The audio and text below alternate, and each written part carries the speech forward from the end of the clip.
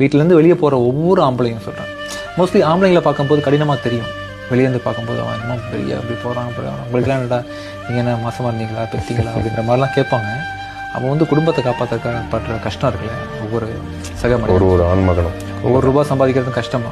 ஒரு சொசைட்டி டக்குன்னு வாடா ராஜா நீ நல்லா வேலை செஞ்ச இதோ எடுத்துக்கொண்டு வெகுமானம் தரப்போகிறாங்களே, அதுக்கு பேசுறது கொடுக்கறதுக்கே 1000 பேர் பிரச்சனை பண்ணுவாங்க. ஸோ அதெல்லாம் வாங்கி குடும்பத்தை பத்திரமா பார்த்துக்கணுன்ற எண்ணத்தோட ஒவ்வொரு ஆம்பளையும் அவன் ஒன்று வாழ் வச்சுட்டு வாசலில் நிற்கல. அவன் ஓட்டமும் நடையுமே குடும்பத்துக்கானது. மோஸ்ட்லி 90% ஆம்பளைங்களோ பசங்களோ அம்மாக்கா வந்து கஷ்டப்படுறாங்க தான். ஆக்சுவலாக பேச்சு துணைக்கு ஆள் இல்லாமல் இருக்கலாம் சம்டைம்ஸ் வீட்டில், அதனால பசங்க மறந்துட்டாங்கன்னு பெற்றவங்களும் நினைக்க வேண்டாம். ஆக்சுவலாக அவன் ஓடுறான், காலையில் வந்து போயிருக்கான், ஈவினிங் வந்து நேரம் இல்லாமல் கை கால் பெயினோட படுத்து தூங்குறான். மறுநாள் பொண்டாட்டிக்கு பதில் சொல்கிறான். பிள்ளைங்க வந்து அப்பா கேக் வாங்கிட்டு வரலையா, அப்பா கேட்கும். ஸ்கூல் ஃபீஸ் கட்டலான்னு பொண்டாட்டி கேட்பான். அம்மா மருந்து என்னடா கண்ணில் கேட்டாட்டு சரி பண்ணுடா, காசு ரெடி பண்ணிட்டேன்.